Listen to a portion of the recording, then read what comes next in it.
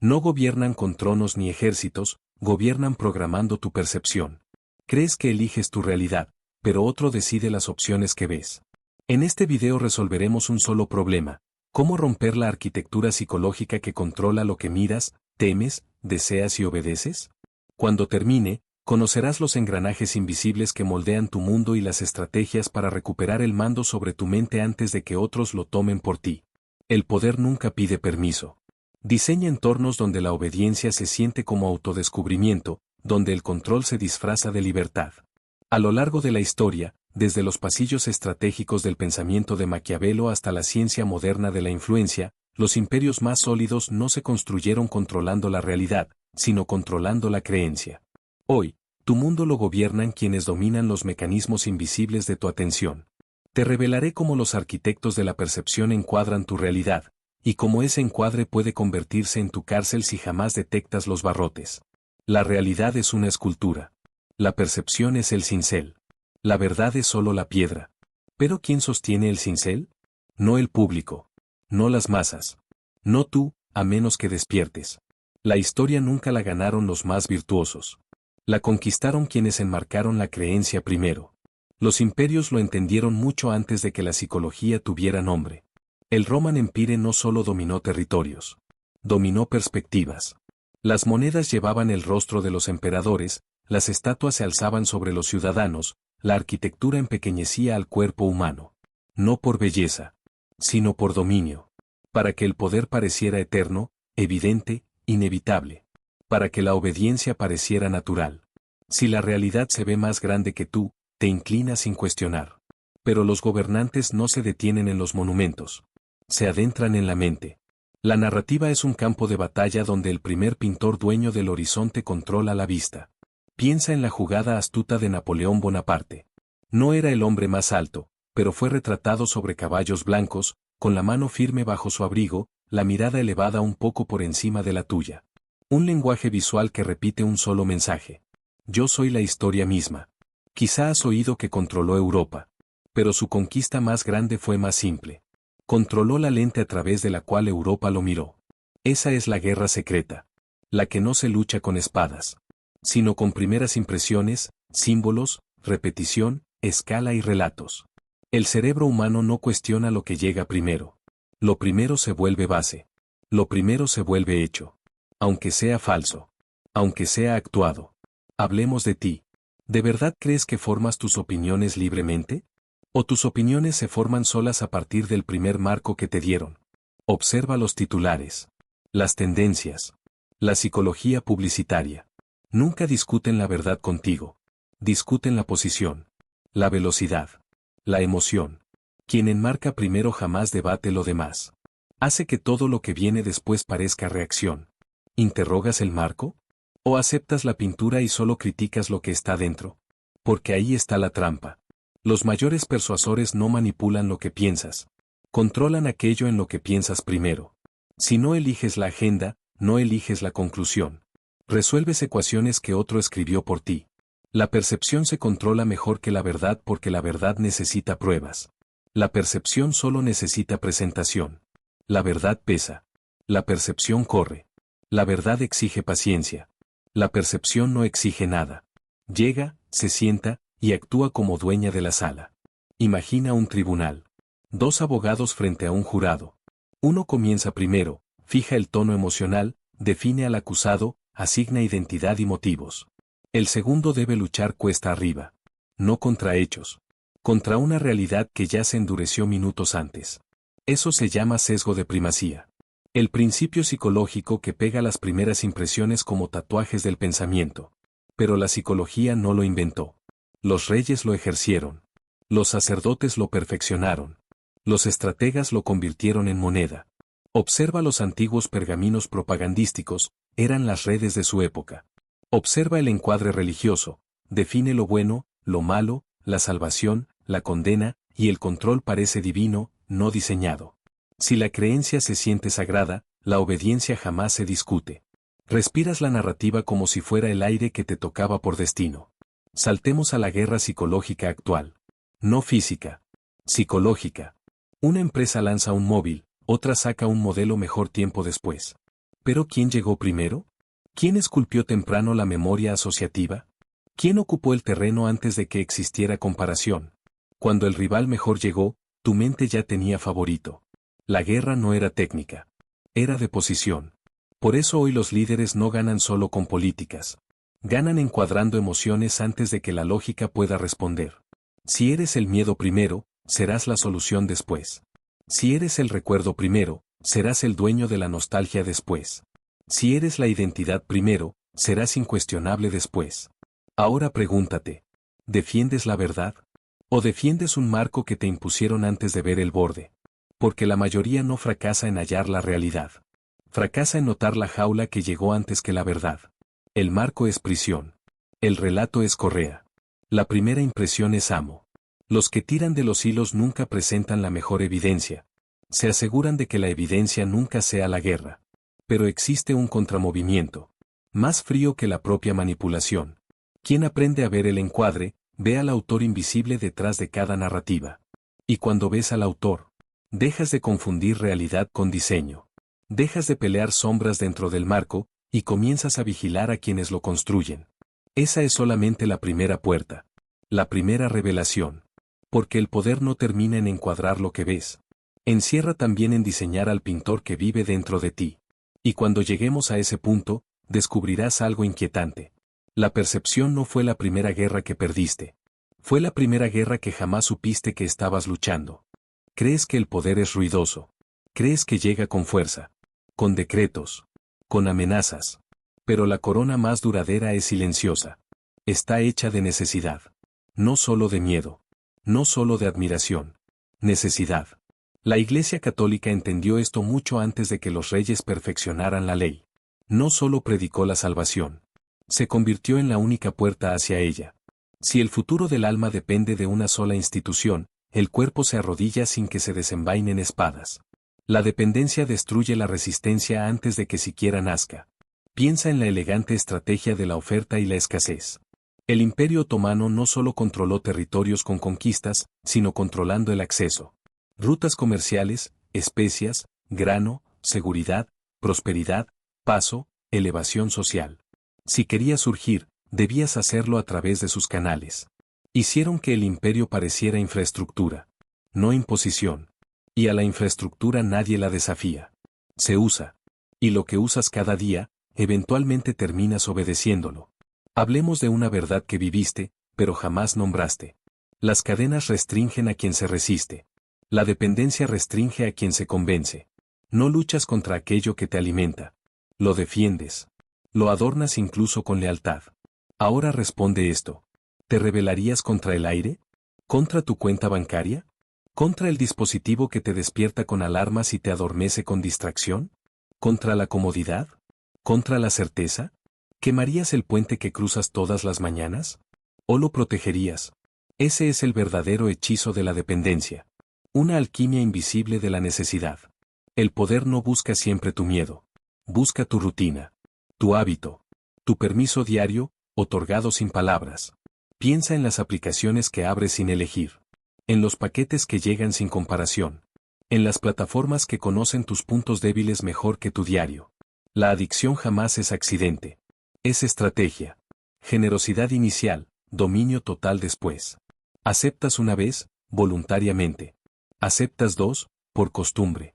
Aceptas 10, y ya confundes al proveedor con la solución. Y cuando eso ocurre, la mente ya no evalúa al poder. Se evalúa a sí misma para no perderlo. Por eso las relaciones tóxicas sobreviven a la lógica.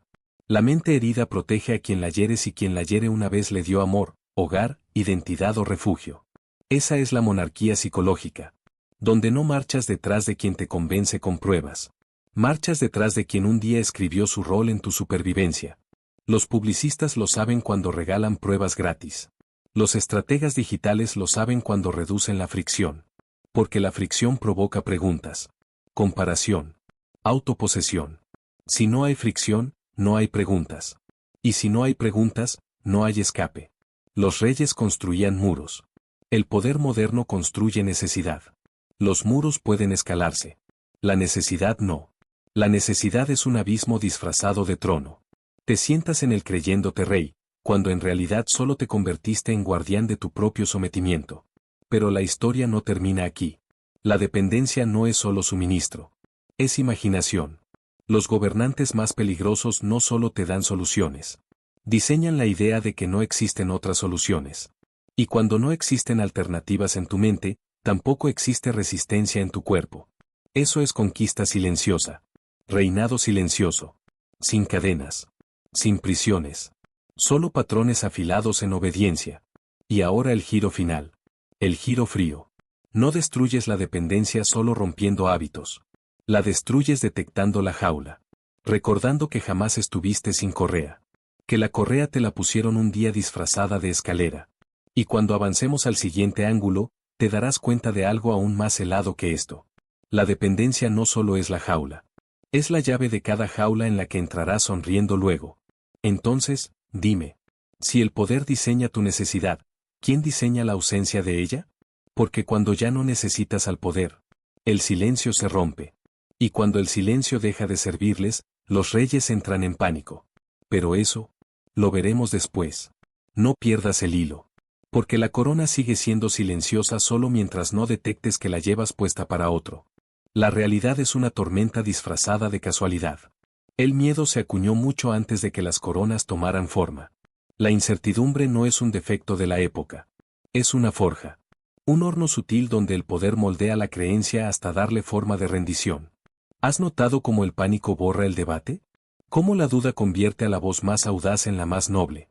Esto no es física accidental. Es metalurgia psicológica, una disciplina que los gobernantes dominaban antes de que existieran parlamentos, antes de que la vigilancia madurara como arte, antes de que la persuasión vistiera capas digitales. Observa el temblor sísmico del Imperio Español. Sus arquitectos dominaron una paradoja, asustar el horizonte, para vender refugio después. El imperio no solo acumuló territorios. Diseñó atmósferas. Cuando océanos desconocidos, enfermedades foráneas, rebeliones susurradas, flotas lejanas y rumores de riquezas que desaparecían sacudían las nuevas colonias, el mensaje imperial presentaba la crisis como prueba de necesidad. Primero el mundo era peligro. Inmediatamente después, el imperio era imprescindible, disfrazado de muralla y no de amenaza. La dependencia nace donde el miedo abre el libro mayor. El miedo es obediencia pagada por adelantado, arquitectura instalada antes de que la resistencia pueda siquiera ordenar sus argumentos. Mucho tiempo después, la ciencia catalogó ese mecanismo. Pero los imperios ya habían escrito sus leyes: exhibir la amenaza temprano, monopolizar el remedio después. El miedo adelanta a la evidencia porque la evidencia es pesada, lenta, inquisitiva. El miedo es aéreo. Cuando las llamaradas de la incendiaron Versalles, el gran fuego no fue el mosquete, ni la espada. Fue el vértigo. ¿Quién es aliado? ¿Quién es enemigo? ¿Qué acusación te alcanza primero? ¿Qué caos aterriza en tus instintos antes de que tu razón convoque a su propio parlamento? Esa incertidumbre fue gravitatoria antes de ser intelectual. El poder crece más rápido donde el pánico llega primero. Cuando está suspendido entre el terror y el rescate, el control deja de sonar a imposición. Suena a alivio. Analicemos ahora la doctrina mental que solidifica esa prioridad. ¿Quién impacta primero en tu percepción gana el alquiler neuronal? Lo que llega después no se procesa con neutralidad, sino como comprobante de la emoción que fue instalada primero. ¿Cuestionaste alguna vez una idea que conquistó tu amígdala antes de que tu lógica se encendiera? ¿O, como la mayoría, debatías las figuras dentro del marco mientras quien construyó el marco avanzaba invisible hacia la siguiente conquista? El truco no es la mentira. Es el calendario. La primera versión es gobierno. Y cualquier verdad que llega tarde no se siente como corrección. Se siente como amenaza al orden recién establecido. Piénsalo en tu rutina diaria. Suena la alarma. Coges titulares o pantallas brillantes antes que el agua. El primer titular dicta el clima emocional. Los demás son anexos, sellos notariales confirmando ese pronóstico. Cuando el primer marco te grita que la economía se fractura mañana, que las calles hierven de delito, que la confianza entre vecinos se quiebra, que la identidad tiembla, que las instituciones colapsan, que los algoritmos comercian tu futuro como grano en sacos, entonces no solo temes. Metabolizas el miedo como si fuera el aire mismo. Y quien promete el refugio más rápido después se convierte en salvador, no en dueño del terreno. Retrocedamos con una alegoría cortante. Imagina un puerto mediterráneo hace siglos. Los mercaderes descargaban grano. El primer rumor corrió primero: sacos contaminados, silos saboteados, enemigos sembrando intrigas como semillas en trigo. La gente no comparó. Corrió. En medio del caos, un mercader astuto presentó grano inspeccionado, sellado, casi sagrado, al doble del precio. No hubo laboratorio que confirmara la contaminación rival. No era necesario. Vendió certeza, no harina. Y la certeza expuesta primero cobra más tributo que cualquier equilibrio que llega tarde. El miedo instruye a la mente hacia el absolutismo cuando no existe margen temporal para imaginar alternativas entre el desastre y el refugio.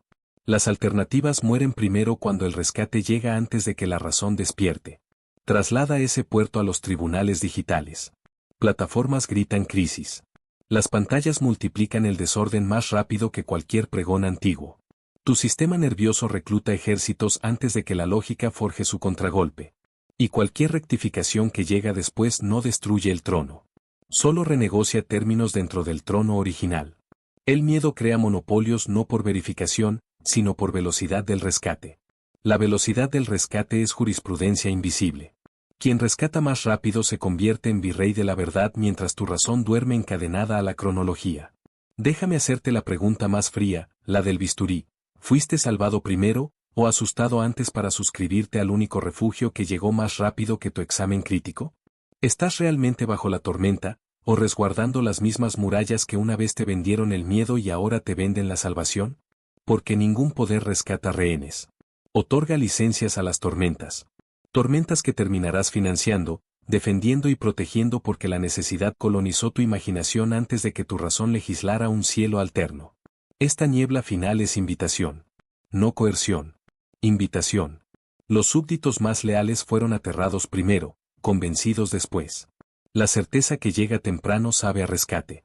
Pero rescate alquilado por el miedo jamás es emancipación. Es renta interminable reformada dentro del marco original. El poder no salva cautivos. Fabrica tormentas para vender techos que tú mismo protegerás orgullosamente, y elimina competidores no con pruebas, sino destruyendo tu capacidad de imaginar vida fuera del primer portero del pánico. Y la próxima pregunta no es amable. Es glacial. Si el miedo diseña tu necesidad, ¿quién diseñó la ausencia de la tuya, el vacío donde la autonomía pudo haber vivido antes de que el terror la ocupase? Porque cuando la mente supera la duda programada, el rescate deja de sonar noble. La duda deja de sonar racional. El pánico deja de parecer factura que debes defender sin ver firma. ¿Y cuando la ilusión se quiebra? No temerás a quien encadena la realidad. Temerás descubrir que la cadena nunca fue de acero. Fue de necesidad acuñada por otro, llave de la jaula que tú mismo protegiste sin notar la puerta. El rescate sonará heroico. La duda parecerá lógica. Hasta que descubras quién gana con tu pánico antes de que el pánico gane contigo. Ahora. La atención es territorio. La tierra más rara sobre la faz de la humanidad. No es el oro. No es la confianza. No son los datos. Es la atención. Antes de que el poder conquiste mentes, primero captura el enfoque. ¿Alguna vez te has preguntado por qué tus ojos valen más que tu lealtad? Porque quien domina tu mirada, domina las puertas de tu percepción. El Imperio Británico una vez gobernó los mares.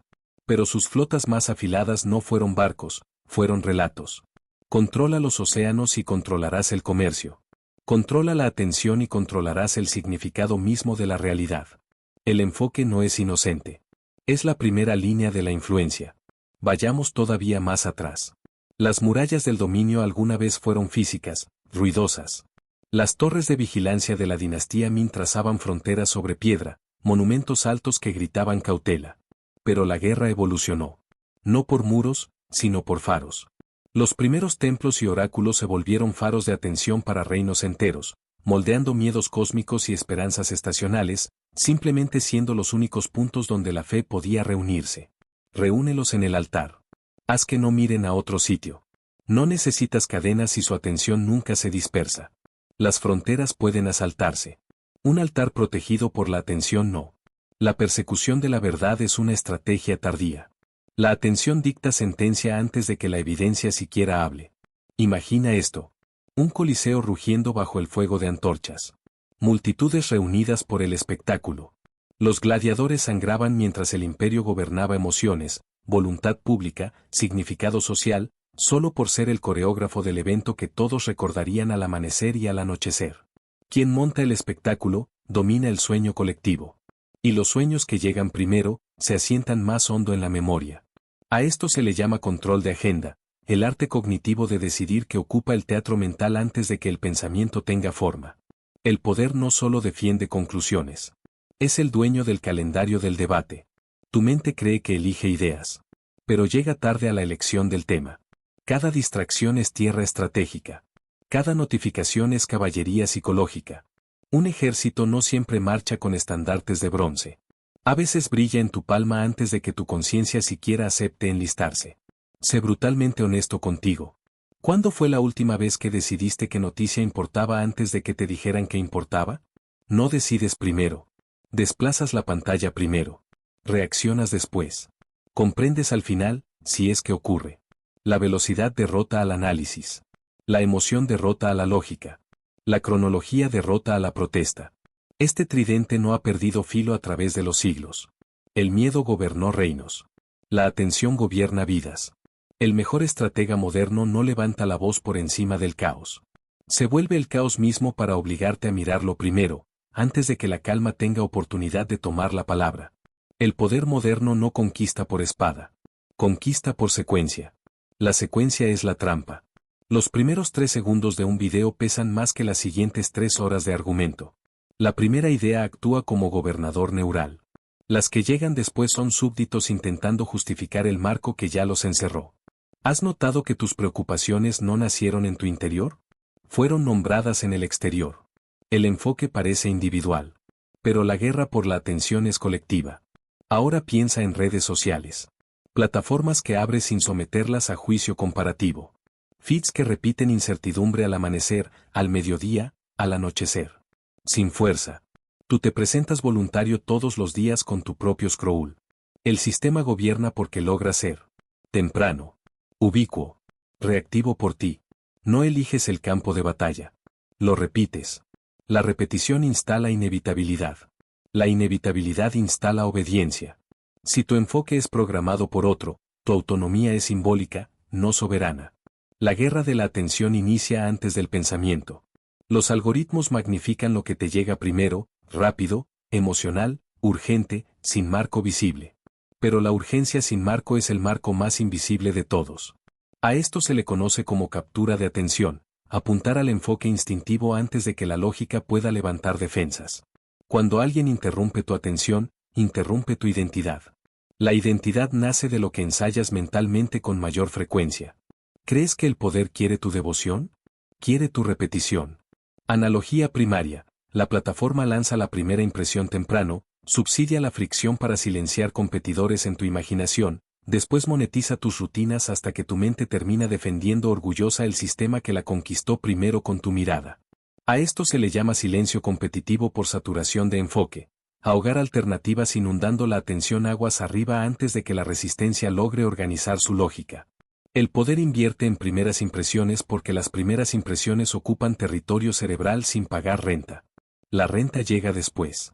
La renta es obediencia. La obediencia es impuesto que tú pagas porque la atención fue ocupada primero, antes del juicio. Sin cadenas. Solo arenas. Solo ubicación. Solo tu mirada. Déjame reducirlo hasta su filo. Imagina un pescador. Su padre le enseñó a leer mareas por la luna. No existían satélites. No existían mapas meteorológicos. Leer mareas por la luna no era ciencia. Era el primer marco cognitivo que él recibió. Ahora él enseña a su hijo exactamente lo mismo. Así nace la autoridad heredada, no como herramienta debatida, sino como dogma natural. Esa es la forma más antigua de la guerra por la atención. Pero observa la inversión moderna. Las plataformas no piden heredar autoridad. Piden segundos. Segundo a segundo. Minuto a minuto. Hora a hora hasta que tu mente no pueda imaginar su razonamiento sin ese faro. El faro se vuelve identidad. Y la identidad defendida primero se vuelve incuestionable. No se oyen cadenas. No se construye prisión. No se declara la fuerza. Solo tu mirada asentando el contrato en silencio. Pero aquí está el filo invertido. ¿Y si la atención pudiera voltearse en arma? ¿Y si conquistar enfoque no fuera rendición, sino estrategia aprendida a tiempo? Porque cuando comprendes cómo capturan tu mirada, comprendes cómo montan la guerra antes del pensamiento, y cómo forjaron la arena antes de tu juicio. Y cuando la arena deja de dominar tu atención, esa es la verdadera revolución. El emperador no teme ejércitos. Teme ojos que ya no miran el espectáculo. Porque el control no se fractura cuando el narrador calla. Se fractura cuando la audiencia cambia de dirección. Ese siempre fue el punto que los gobernantes quisieron evitar. Pero caminamos directo a él en el siguiente fragmento. No apartes los ojos todavía.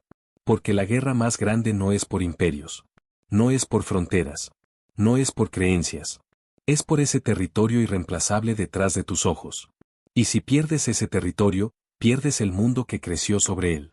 Pero si lo recuperas, quizá olvides quién lo ocupó primero. Y cuando avancemos al siguiente segmento, te enfrentarás a la pregunta más fría de todas. Si la atención ha sido tomada, ¿cómo se recupera? No con fuerza, no con indignación, sino cambiando la dirección de la batalla. Apuntando el cincel hacia la puerta, no hacia el temor. Porque la guerra no solo la libra quien captura primero la atención. La gana quien aprende a no perderla desde el amanecer. Ahora, la libertad es una ilusión hasta que reconoces su arquitectura. ¿Alguna vez has luchado creyendo que estás confinado por las circunstancias, solo para descubrir que los verdaderos muros eran invisibles desde el principio? ¿Que la jaula no existe afuera, sino dentro de los propios caminos de tu mente? La soberanía no comienza con furia, sino con observación. Mira a los antiguos. Los faraones de Egipto no dependían únicamente de soldados para mantener el dominio. Tejían la dependencia en el ritmo mismo del Nilo. Una cosecha fallida no se veía como el capricho de la naturaleza, era el fracaso o éxito del gobernante, una narrativa diseñada para la obediencia. El pueblo no estaba encadenado. Se les enseñaba a creer que su libertad dependía del favor de un soberano. La jaula era psicológica, y sus puertas eran invisibles. La mente funciona de manera similar hoy. Las cadenas son anticuadas. La sutileza ha reemplazado al hierro. La atención, la percepción y la creencia forman barrotes que no puedes tocar.